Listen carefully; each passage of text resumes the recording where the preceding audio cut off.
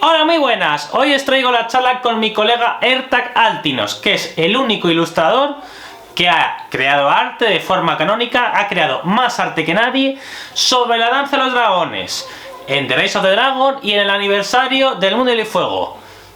Es una auténtica obra maestra lo que hace. ¡Vamos con ello!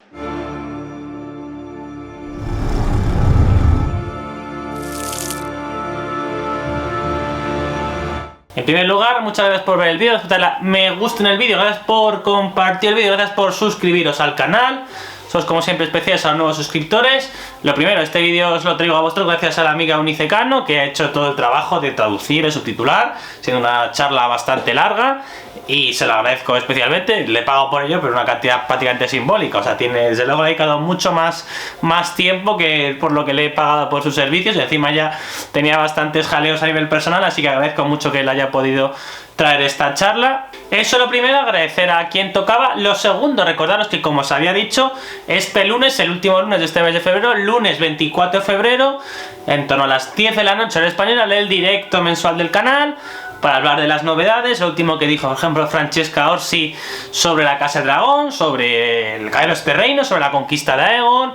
Hemos tenido también algunas noticias, novedades sobre la tercera temporada de la Casa del Dragón, sobre el tema del diseño de producción. Tenemos nuevos actores, en fin, seguimos esperando el tráiler, pero nos servirá para hablar qué implica que la Casa del Dragón se estrene el año que viene, pero con poco tiempo respecto a Caer de Reinos, porque parece que se va a estrenar en la segunda mitad de este año. Bueno, todo eso, lo que me queréis preguntar, de los Oscars, he visto un montón de películas últimamente muy buenas.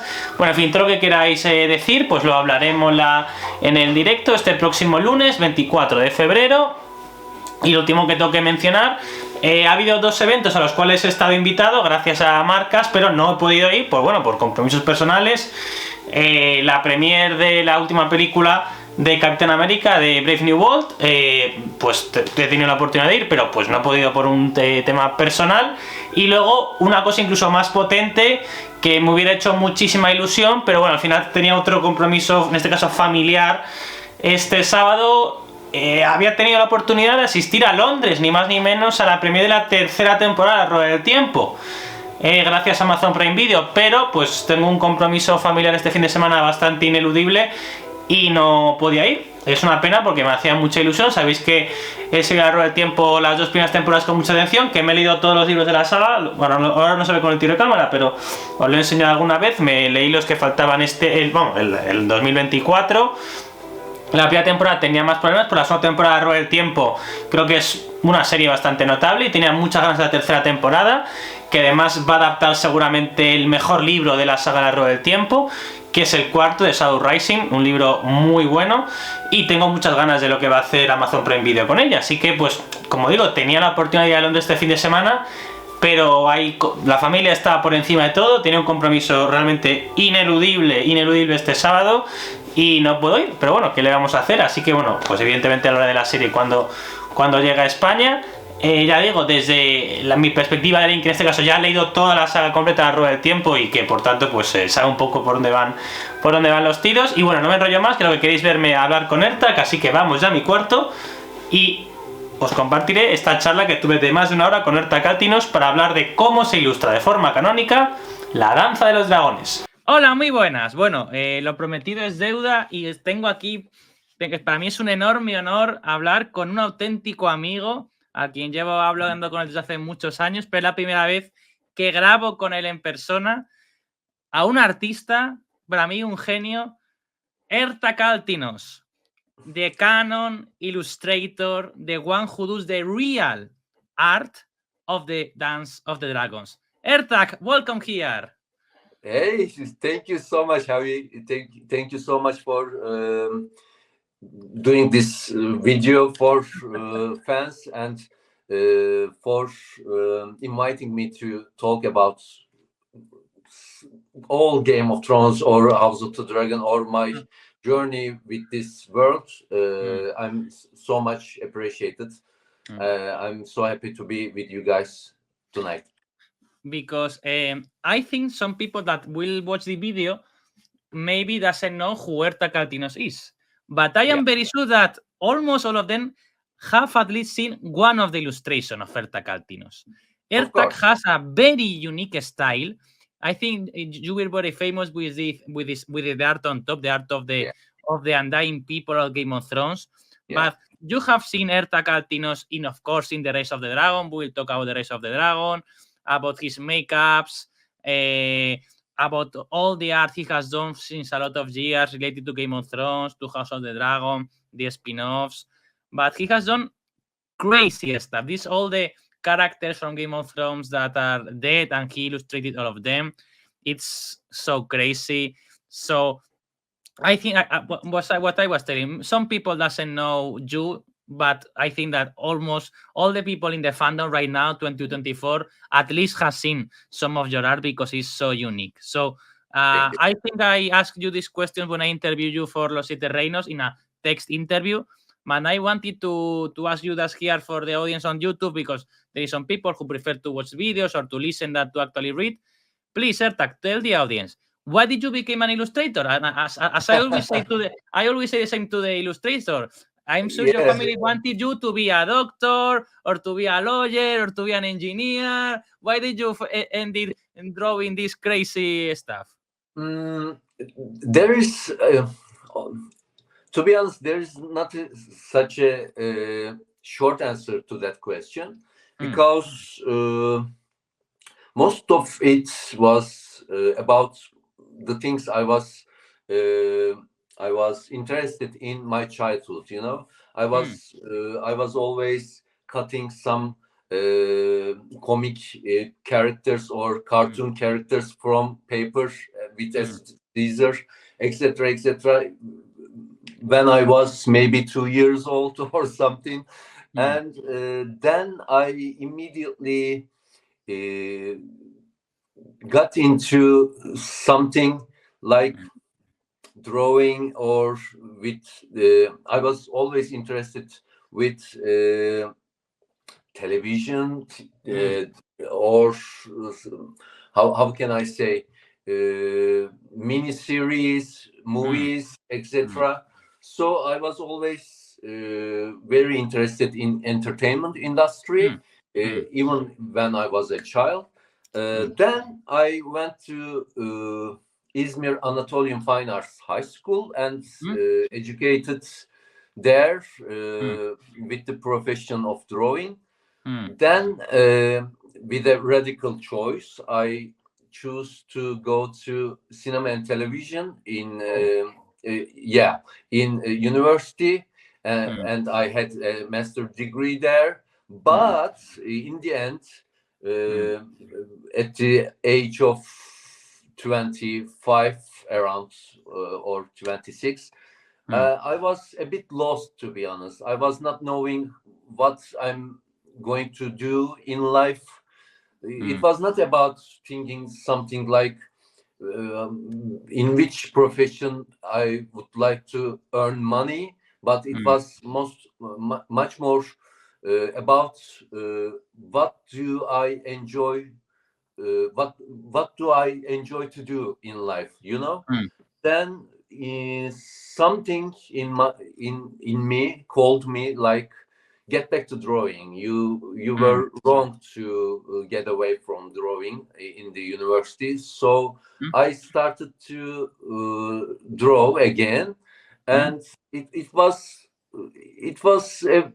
something happened very naturally. You know, it called me. I'm always telling that drawing called me back, and then I started to search for what can I do with the illustrations, illustration sector. And I was very interested in video games, fantasy themes. I was very happy to look at an illustration on a magazine about fantasy art, etc., etc. So I thought that, can I do that like these people do in other countries? In the end, everybody are equal, you know. They are human too, and I'm human too. Why can't I thought, and I started to worked with a graphic tablet and a computer and started to draw fantasy themed illustrations.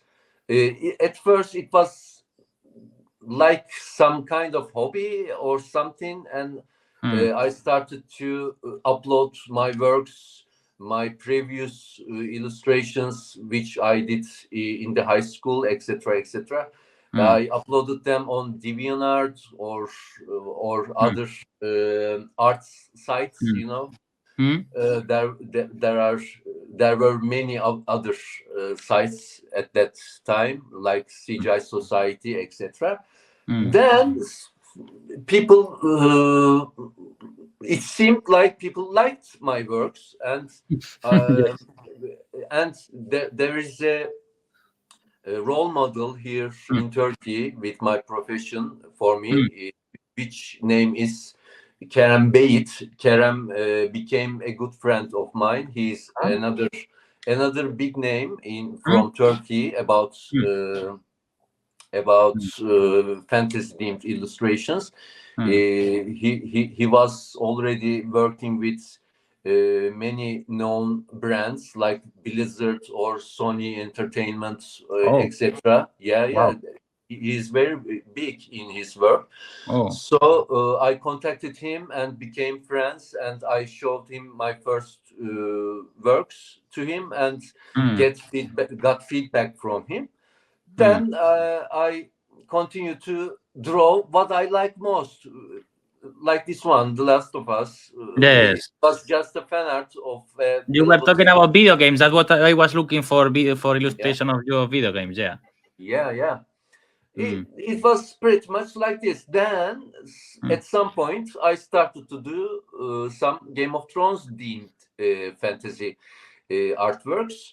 Yes, because I wanted to ask you about that, because the first time I discovered you, I think it was 2015, something like that, and I saw one of your art about Game of Thrones, and what I like it about those art is that it was before the ending of Game of Thrones, so you were just imagining things that still didn't happen in the show. So, for example, you can see, for example, this illustration of the Clegane Bowl is from 9 years ago, far before the show did the Clegane Bowls, and you did many others illustrations like that, like what ifs or possible circumstances. For example, this one is when Tyrion discovered as Varys as the one who tries to kill Daenerys, as the RP of Meereen, or for example, the Battle of the Bastard, but your proper rendition of the battle. So you were always doing stuff before the show was starting. Yeah. The idea behind that was something like I started to draw Game of Thrones with the 5th season of Game of Thrones, with the episode 9, if I'm not wrong.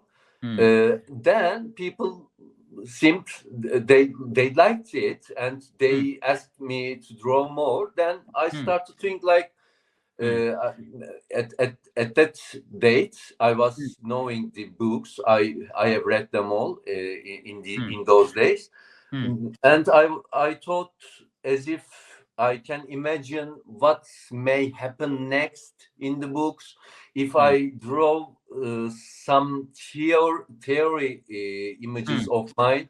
I thought as if they will be interesting to defend them. For example, this one is what would happen if there would be like a second Red Wedding with Danza and the Brotherhood without banners killing the Freys, and I think that's Jaime Lannister down, but you can see Brienne fighting. So what would you imagine could be the future from something you have from there? What could be the future? So for me, that was very funny. All the what ifs are always very funny. So you were doing a lot of what ifs or possible scenarios. Yeah. If you can scroll down below, there is a Davos piece there. Yeah. Just a bit up. This one. That's one. This one is also before the Davos scene in the Game of Thrones. Oh, before. Yeah. Wow. Yeah. So some things that I drew became real. Some things Yes. I drew couldn't become. Yeah, Yes. some of them Wow. So this is was from not the case. 2015. Wow, that's a lot of time ago. Yeah, yeah. That's made me very visible amongst fans, because when Mm. when you do something which is not seen on TV, and if you can This one, if for example, is great. If Sansa was going to hang a little finger. Yeah, I was imagining like Sansa's role in here is like Lady Stoneheart, Oh, Uh, yes, totally. yeah, yeah. In the end, it didn't happen so differently, because Yes, at the in end, the end, it was Sansa, Sansa. It was Sansa who yeah, condemned Sansa Littlefinger told, to death. Yes, yeah, Sansa gave the sentence. In the end, yes. it's kinda similar. It's kinda Mm. similar.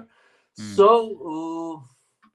Amongst fans, when I guessed something right with my illustrations, there was a mysterious atmosphere amongst fans, like they were talking at forums like Reddit or other forums, like, who is this guy? How can he know this? He's definitely knowing someone from the team, from the cast members, or from the Yes, production team. People yes. were trying to guess how I'm going to how I was able to know the things that I knew. So all of these helped me to be more visible and more known amongst fans. Then, as you said, the Valar Morghulis series of mine came, and Yes. it's doubled my visibility on net, Yes. because I include defense to the game this time, and I asked them to give me a name, give a man name. I said every day, and I a white portrait of a dead character each and every day. So it was such great times in my life. It was hell of a long journey. It was crazy, because there are more than 115 More than 115. Wow. 50 Wow. 150 artworks, white portraits. So it was such a crazy project that I tossed myself under it. I tossed myself under the bus, to be honest. But Wow. I tried to do nearly every Game of Thrones characters who died on screen. I have some. And those who didn't die, because, for example, this is Davos. Yeah. This is not. This is one of the images that has not happened. In Or this for series. example, But here, Tyrion and Sansa married together a lot of years, for example. yeah. This was another hopeful expectation of mine. But that Arya piece is something similar with this TV show, just below. This one. This one, yeah, this one. Oh, yes. I thought Arya is going to kill Night King. You Before, predicted it, Ertac. You predicted it. yeah, before it happened on TV, but I imagined it was going to be happening in the crypts, then the weirwood forest, It was a great prediction in any case. Well, but the point is that I don't interview you as a fan artist. I interview you as a canonical artist, as the canonical artist of the Dance of the Dragons. Why? Because you have worked for the rise for the Wall of Ice and Fire anniversary. We will talk about that later. But you became canon. That is huge word for me. Something that is canon.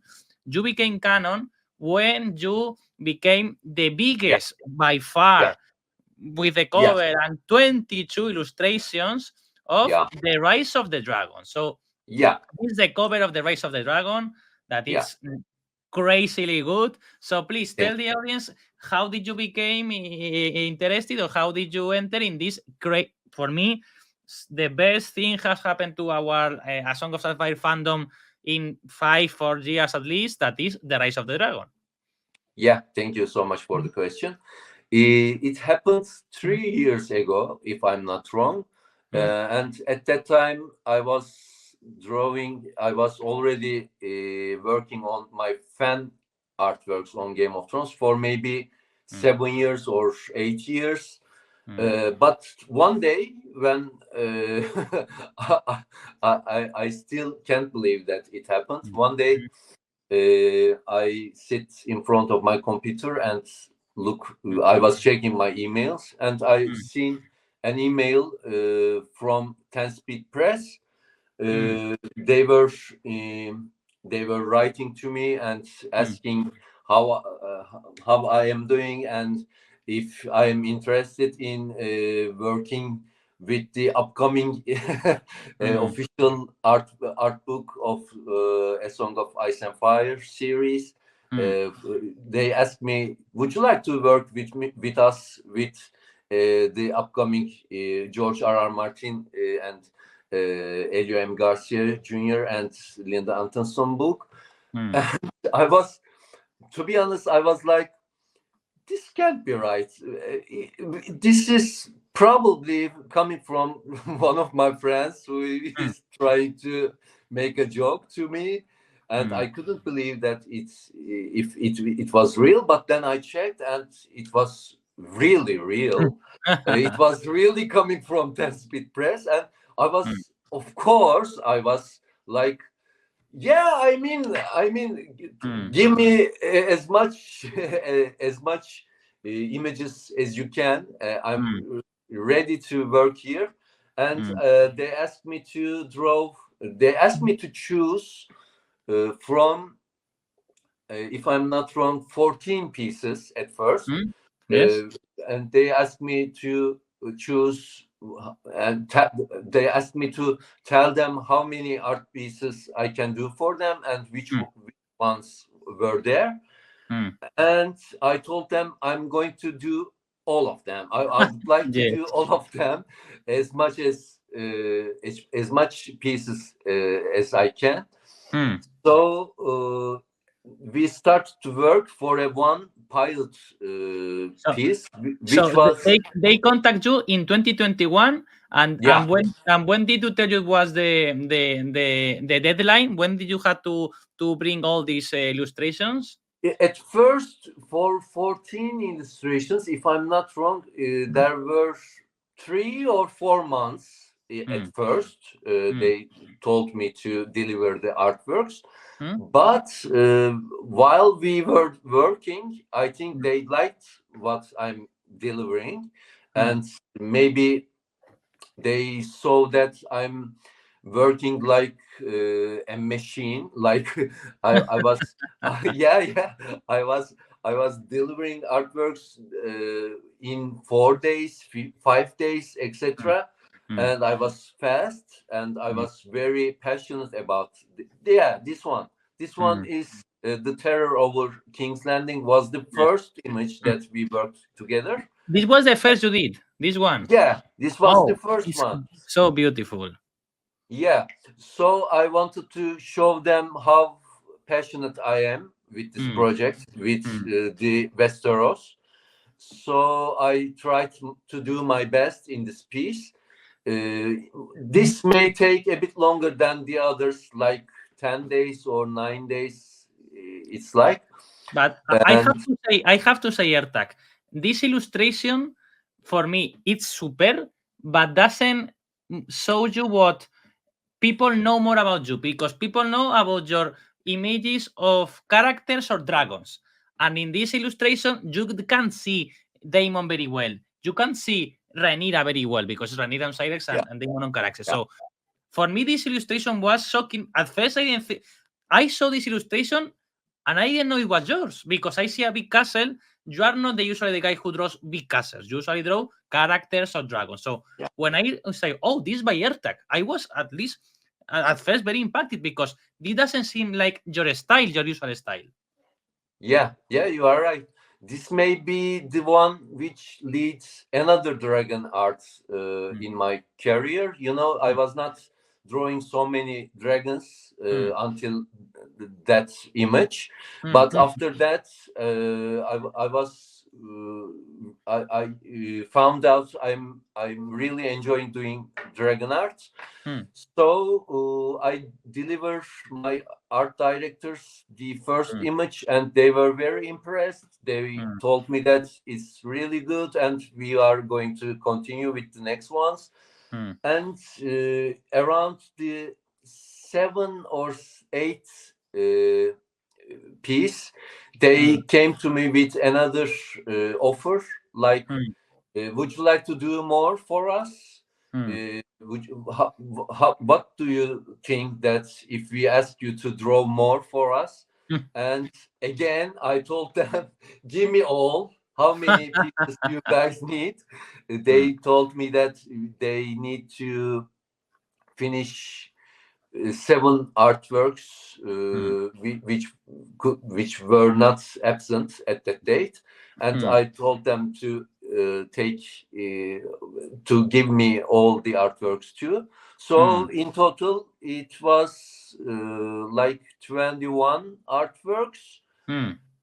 And just after I start the second part of these artworks, they again asked me the most precious question in my life, like, would you like to do the cover also? Exactly this one. Yeah, the cover is a whole new world, you know. The cover means a lot for us artists, because if the interior illustrations are cake, if we call them a cake, this is the cover artwork is the cherry on top, you know? Yeah, absolutely. Yeah, it completes everything in my mind, and I immediately get to work on this one. I gave a break to the interior illustrations because it has to be prepared before the date they were going to, how can I say, they were going to announce the book, the upcoming book, and they were announcing pre-orders, etc., etc. There will be some news about the book, so the cover artwork should have been done by the date. So we first did this, and then I continued to finish the artworks that I worked in the art book. But it was hell of a task, you know, because they released the first images on social medias. George R.R. Martin shared a blog post about the rise of the dragon, and there were still some artworks that I need to complete, but it was so exciting that I couldn't get my head to my work, you know. I was so, you know, before I see that blog post on George R.R. Martin's another blog, I was still, how can I say, I was still not believing that I was doing this, you know. When I see that there, then I was sure, yeah, we are doing this. This is real. This is real. Yeah, it was true after that. And I wanted, when I interviewed you for Los Siete Reinos, I asked you about all of this stuff, but I wanted now after 2 years, because some of the illustrations you have done are very impressive, but may not see what other people were thinking about the location of the characters. For example, this one, this Dragonstone, okay? I love this Dragonstone. This Dragonstone is over 9,000, okay? This is super meth, super goth, with the crazy dragon on top. It's very different to other Dragonstones. It's very different to the Dragonstone of Game of Thrones, of House of the Dragon. You always, when it was filmed in Spain, part of Dragonstone, when you imagine the castle as a more stoic castle, more like a fortress, okay?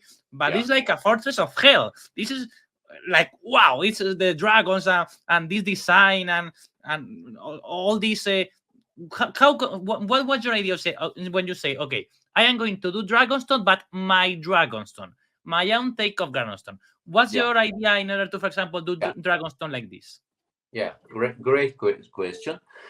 When I was working on this piece, there were two main points that I wanted to aim. First one was I love continuation. You know, I love giving Easter eggs. I love creating something new, yet very faithful to the ones which were done before me. For example, this one was highly inspired by Mark Simonetti's Dragonstone, because the shape of the arch and the gate and the columns next to it, the dragon head on top of the gate, is highly inspired from Mark Simonetti's version of the Dragonstone. So this was the first main goal of me, to be faithful to the artworks which were done before me about the subject. And the second one is to give my own interpretation to the topic that I'm doing, you know, to add my personal touch, my personal vision to the topic. So I tried to make it a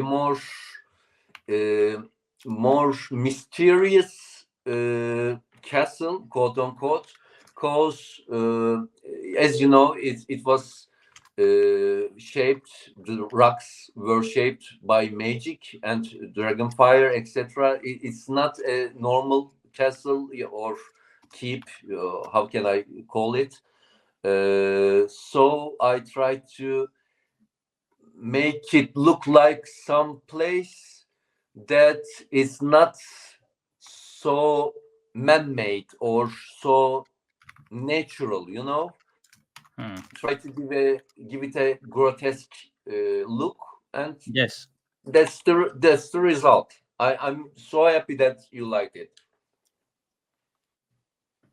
No, it's so crazy. And the other place I wanted to ask you, because I love your rendition of the Iron Throne. Okay, there we know there is like a canon, technically Iron Throne, because it was what George Martin said, that okay, this is the kind of Iron Throne that should be, because apparently when George ordered that, he asked to Mark Simonetti, and Mark Simonetti, I'm going to show the canon of Mark Simonetti.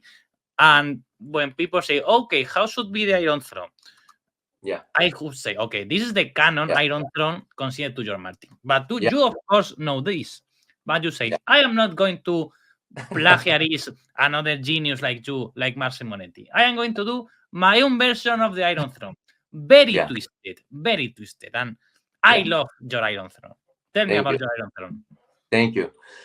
There are a couple of reasons that I drew Iron Throne with this shape, because at first this is really what I imagined when I read the books, because it was saying that it's twisted, it's like a monstrosity, it's it needs to be very scattered, you know, here and there.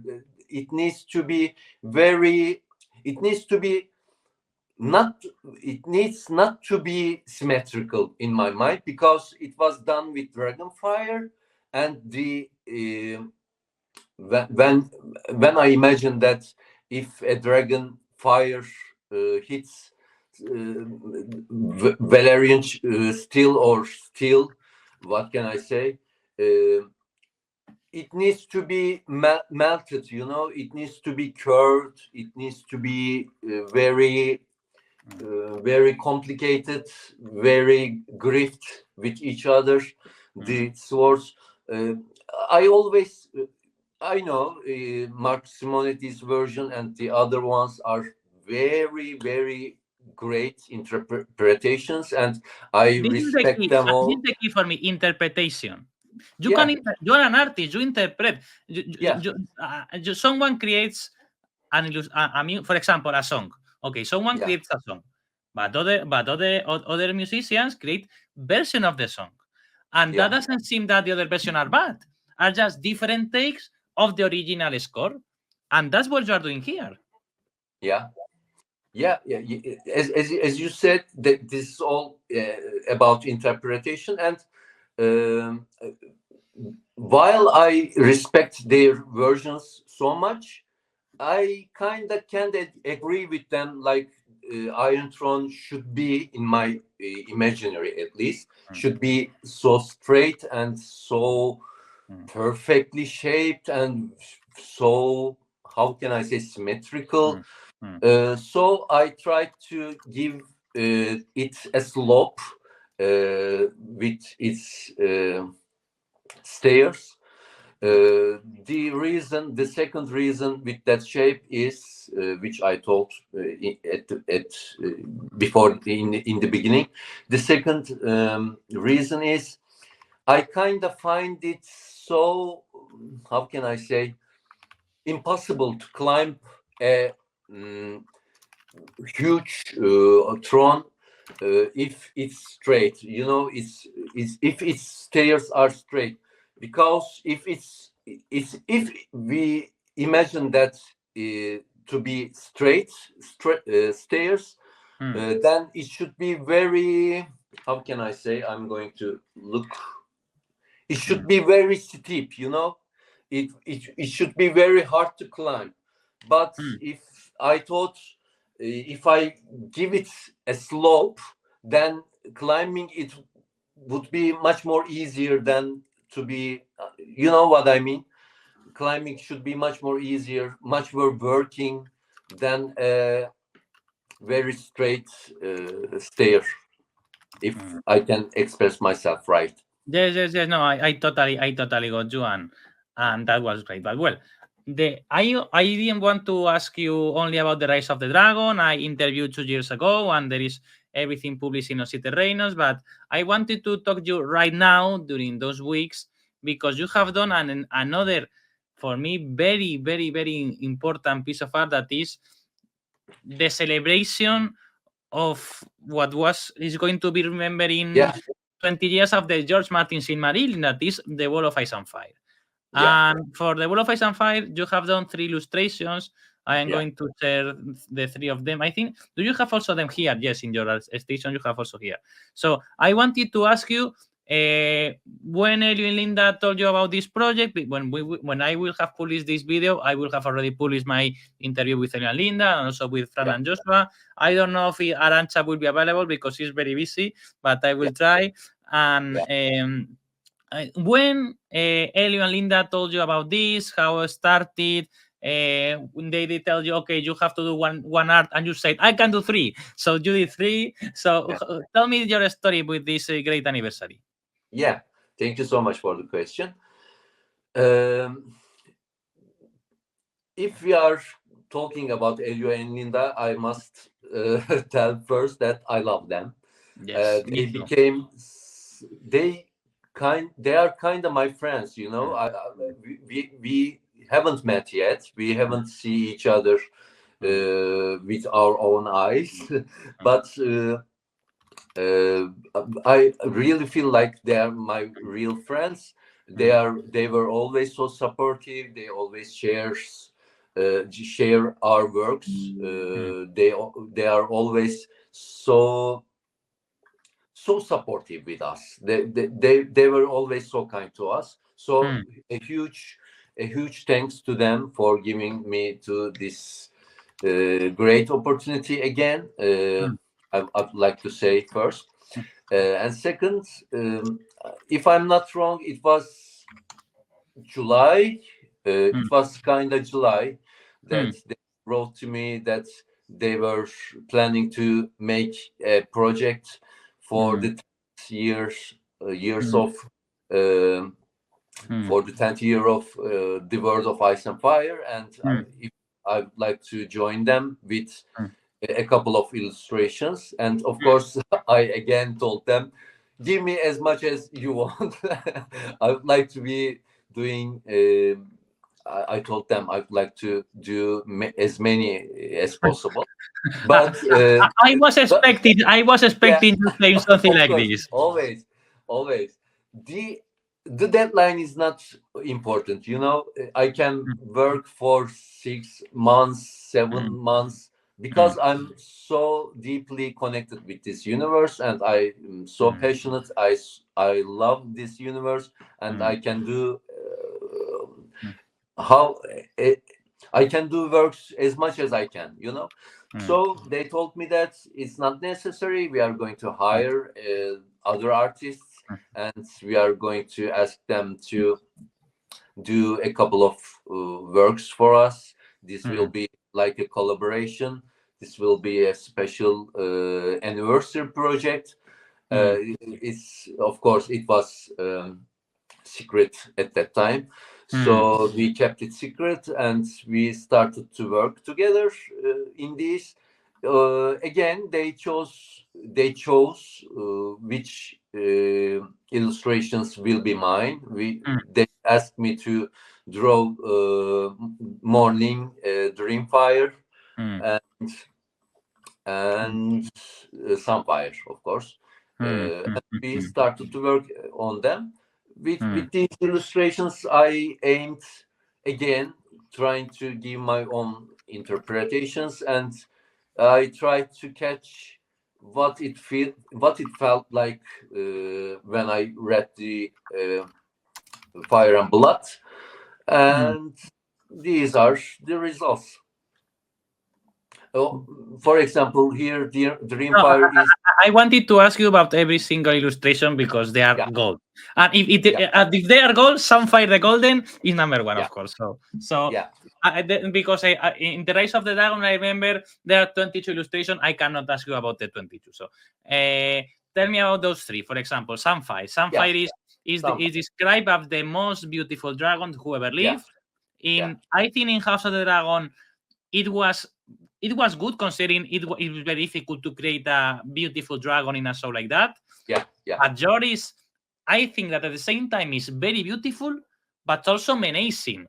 It doesn't seem like a oh, poor dragon, he will never harm me. No. This guy is dangerous. He's very beautiful, but also dangerous. So please tell me, how do you design this crazily good Sunfire? Thank you so much. At first, I thought we were discussing with Elio and Linda about this too. We were looking for something which was away from House of the Dragon, which shouldn't look like the TV show version. So I tried to imagine. It was a hard task at the same time, because the words. The most beautiful dragon are very, very scary. It's very.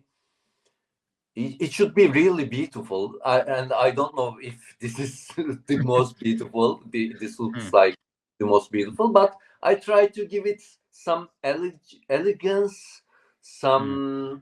It needs to be lean in my mind. It needs to be shiny and with, how can I say, with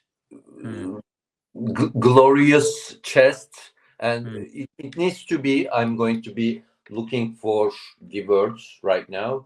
If you show me, I can say it. Assumptions. It says, Google Translate says assumptions. It needs to be some assumptions for me. So.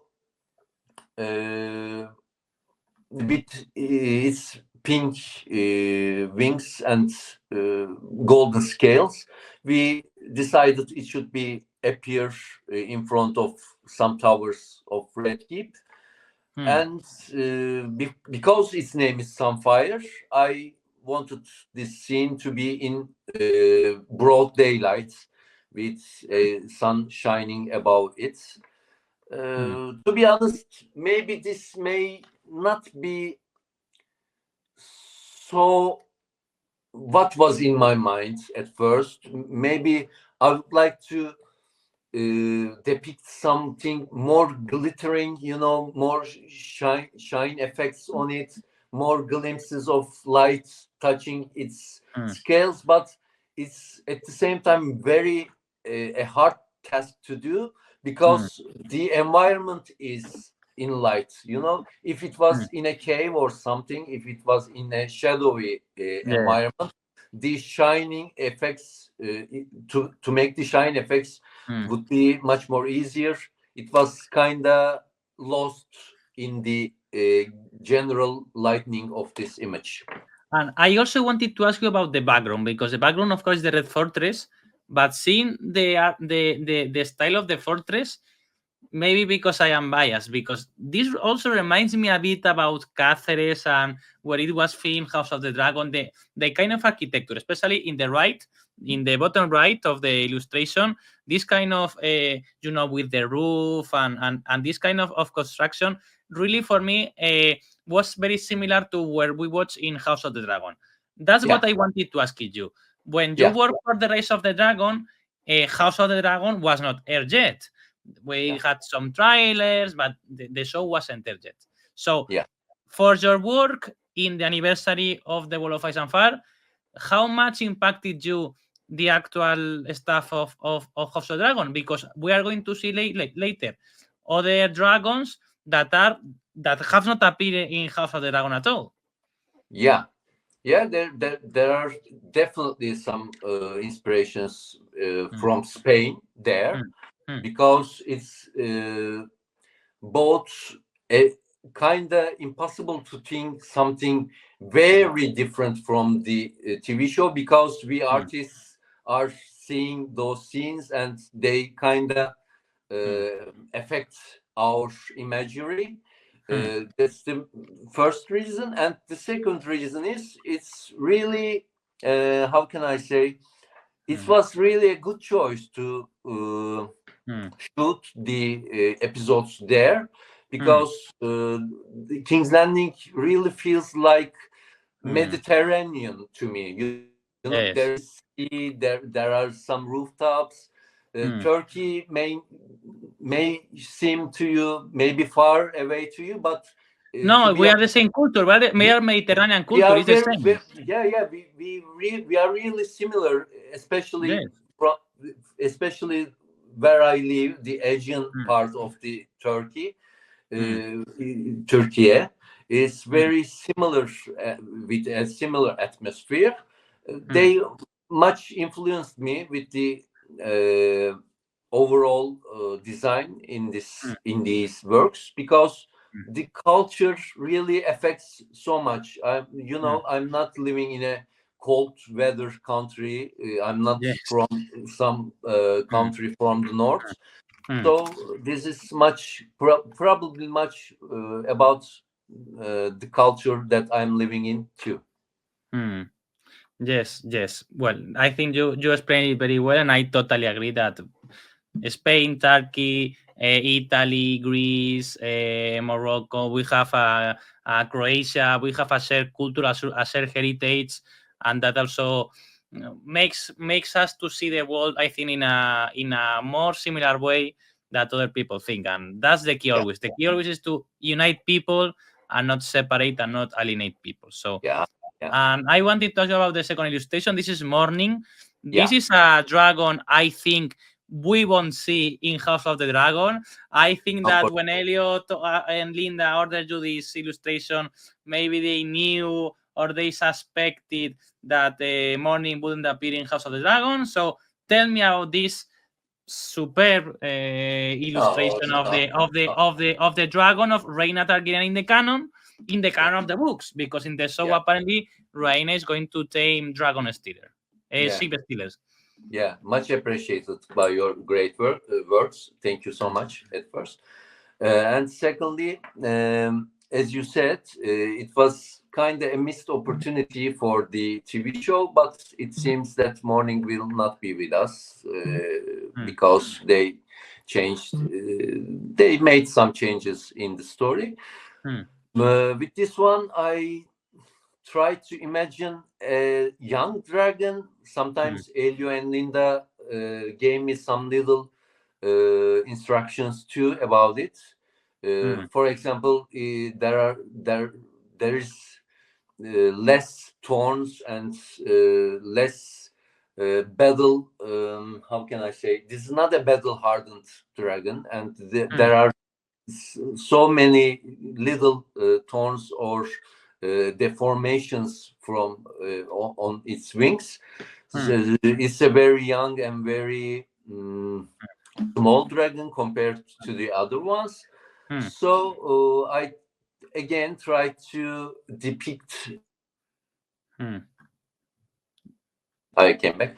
I try to depict a dragon as unique as it can be, because I add a headset to it different than my other dragons. I kind of try to. I would like to think that dragon morning, like it's a special one. It's the known. It's the last dragon that roared on sky. Before Daenerys. Exactly. So so I wanted to give it a different look with. I'm going to look at the word again. Don't comb. worry. It says comb. There are two combs in under his chin, and these combs are like birds. For example,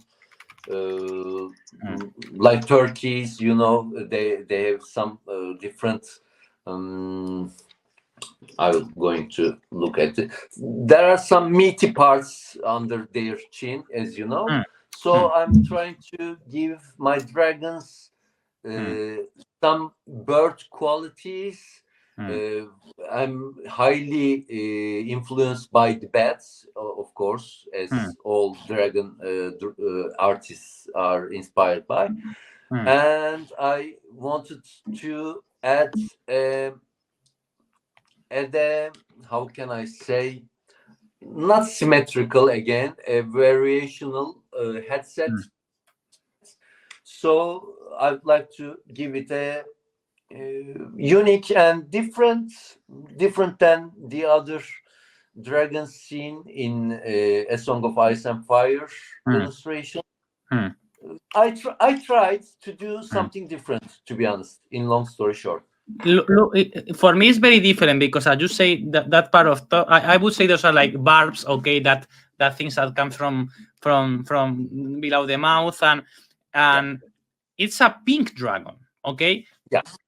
For me, well, you're a genius, okay, but create a pink dragon that is not ridiculous is very complicated, and this dragon is at the same time pink, maybe a clear pink, but also menacing. I wouldn't want to face that dragon. Okay, so how do you use the? I didn't ask you about this. How do you use the color? Because when you're an artist, the colors shows a lot. So how you know that morning is a pink dragon? It's canon. So how do you create it a kind of pink that doesn't look ridiculous or funny or like from another type of fantasy world? Yeah, thank you. It's, to be honest, a common trick. If you use vibrant and very, very lively colors, it seems more cartoonish, more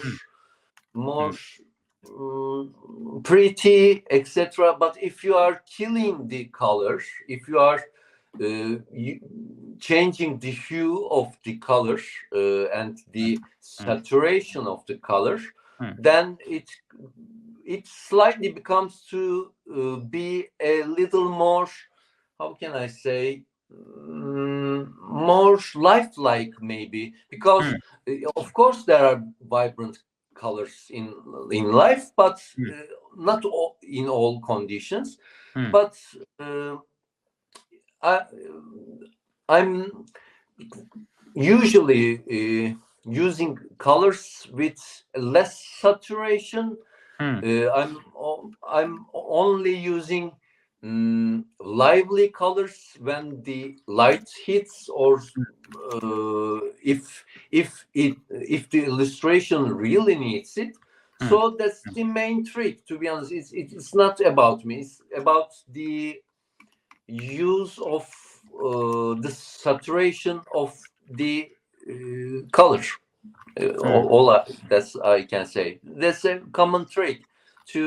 If you make a character pale, more pale than it needs to be, then it means that the character has either have an illness or some great character. Maybe there is something conflicting with their how can I say, with their character.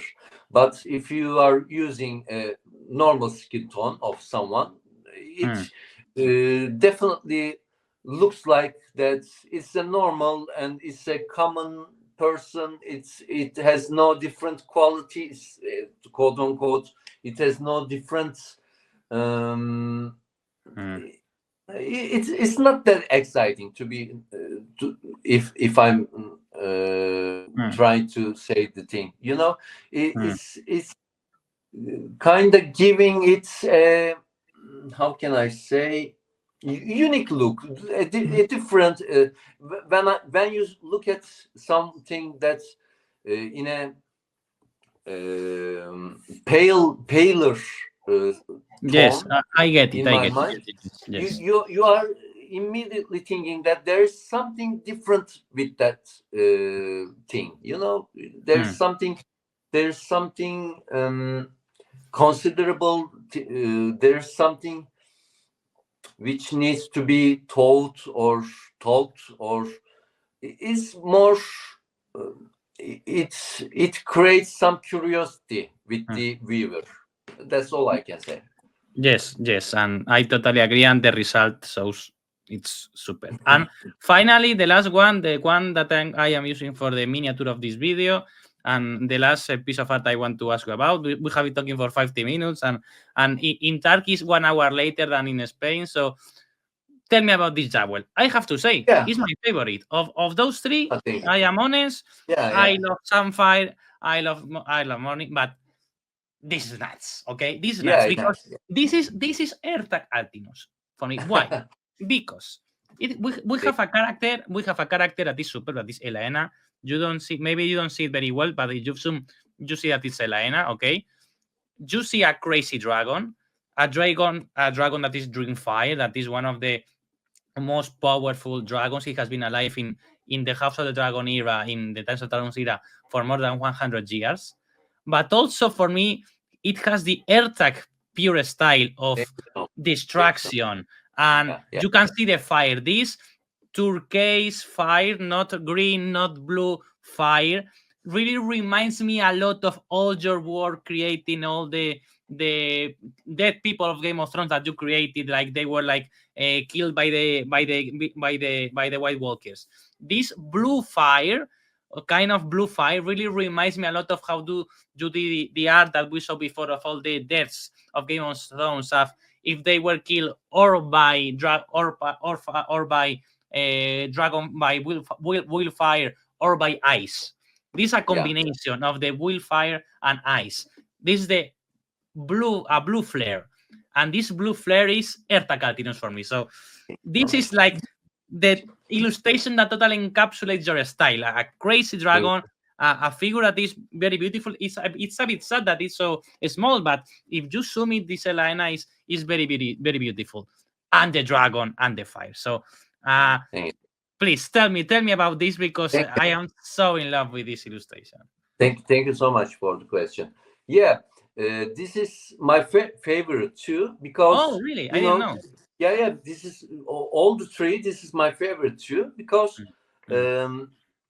when I received the descriptions, the other ones were kinda not living like this one, because there is a story behind this image. There is something I can, as a painter, as an artist, there is something I can search, and I can play like a child with this image, because there's Helena, and it needs to be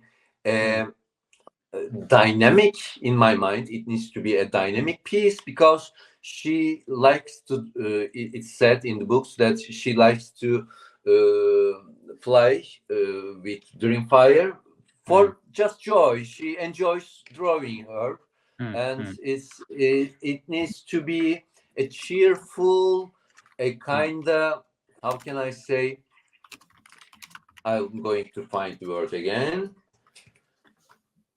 enthusiastic. It needs to be a very enthusiastic piece. Totally. The other ones are okay too. Morning and Sunfire, depicting them was very exciting for me, but not like this, because they are just posing. They are just showing themselves, like with their wings and with their glory, etc., etc. How can you name it?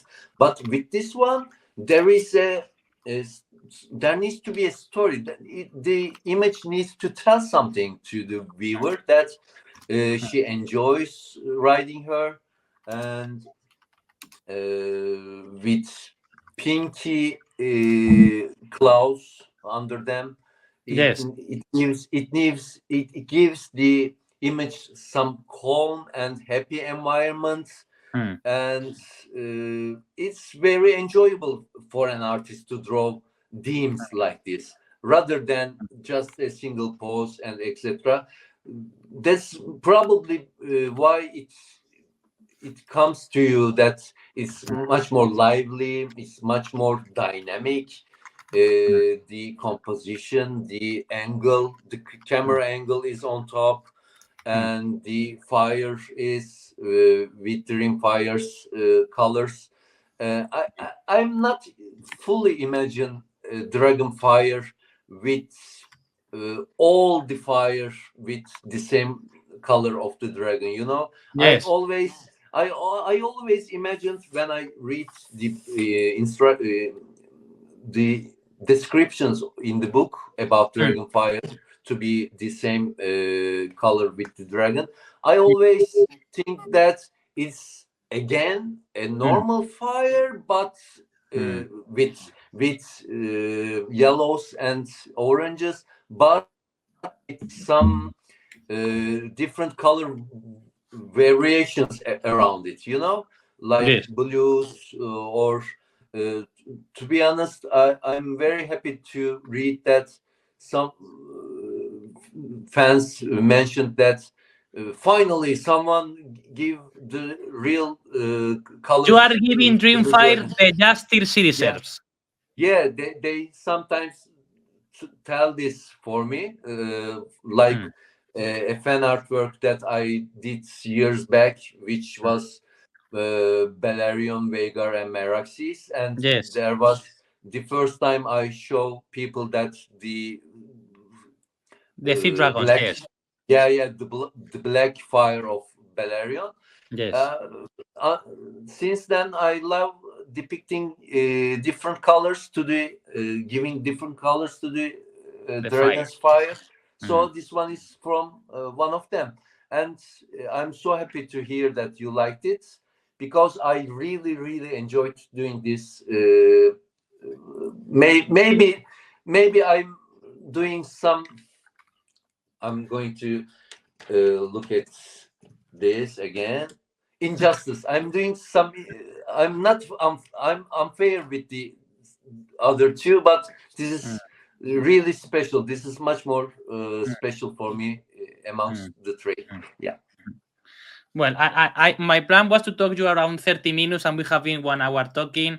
I would like to talk to you about IA, artificial intelligence, and how it's hurting your artists, but maybe it's not now the time. I think we all agree that this has to be regulated. Yeah. AI is not something bad per se. It's bad if it's not controlled. I think you agree with me, no? Yeah. with one sentence, I can say about AI art, I'm not afraid of it, and I think that everyone will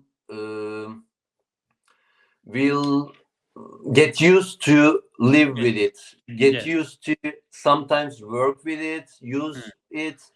And I'm all okay with AI art because everything is changing. The whole art journey changed in the world and through the history. So this is something new, and I'm not so feeling bad about AI art. Of course, we need to be careful at first, but I'm not the ones who thinks that AI is going to kill every jobs on earth, every how can I say, inspirational things. It will kill. It will take our jobs. People are thinking that. I'm not thinking like that. But it has to be regulated, because without it we can have problems that what we are having in Spain. I think you heard any piece of news about an art about Tolkien that was all the illustrations made by AI. I understand that maybe a small publisher company cannot hire an artist. Okay, maybe you can hire an artist that is not so top as Ertaç Altinöz. You can hire a younger artist that is starting, that has lower fees, and you can pay them instead of recurring to art. I know that people like you, people like Arantxa, like Joshua, like Fram, like Thomas Hijo, I'm going to talk with him, like the great artists are not threatened by art because you already have a career and people want your art.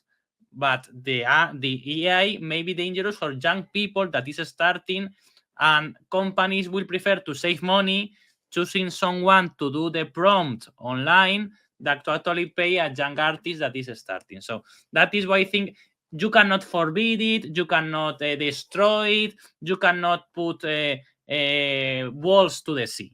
But you have this to control, to regulate it. That's the only thing I'm asking. But I didn't want to do this like a very long discussion.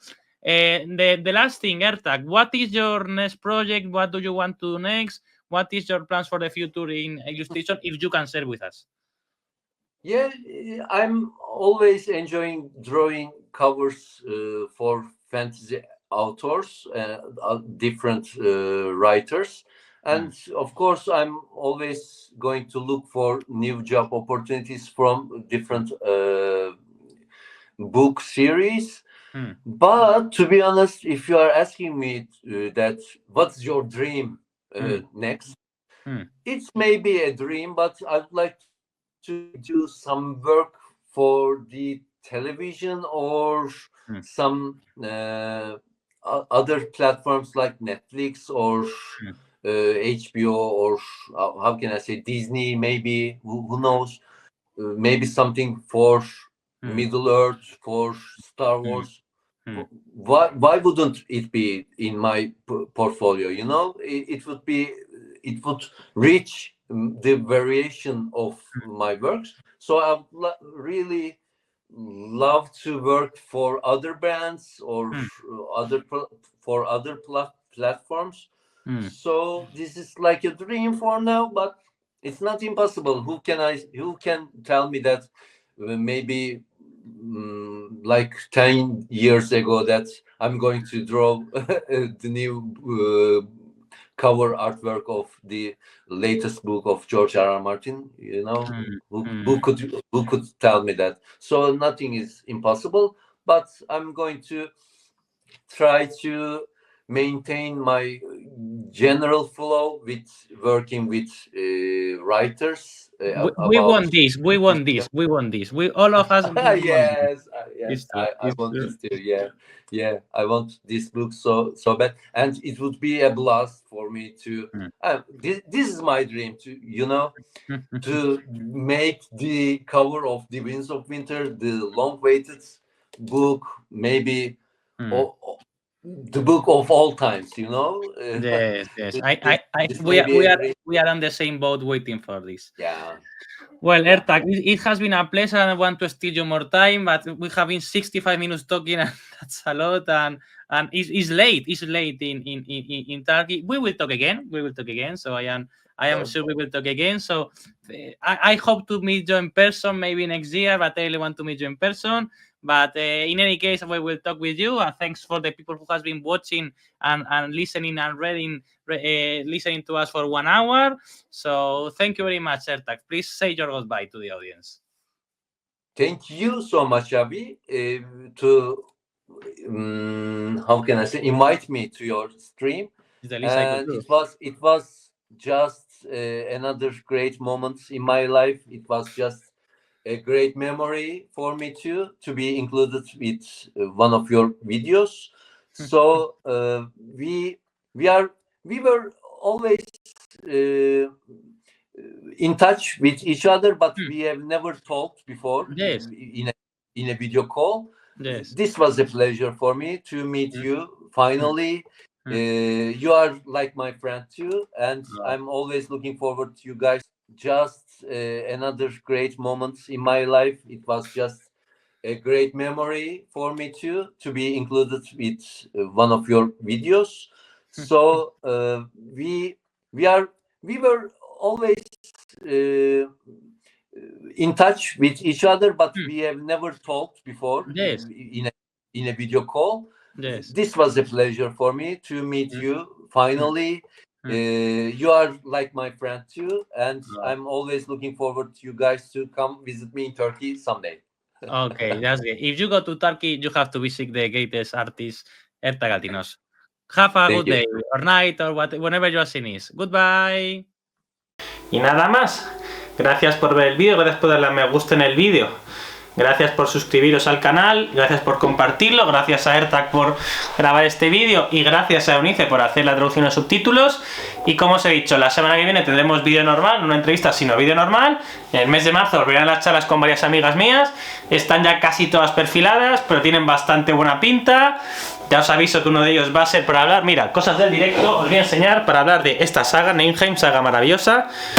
Vamos a hablar de ella largo y tendido con su autora para hablar de fantasía norteña. Hablaremos, por supuesto, del norte de Poniente, comparándolo con Neinheim. Y bueno, creo que pues una charla súper interesante. Eso va a ser una de las charlas de este mes de marzo.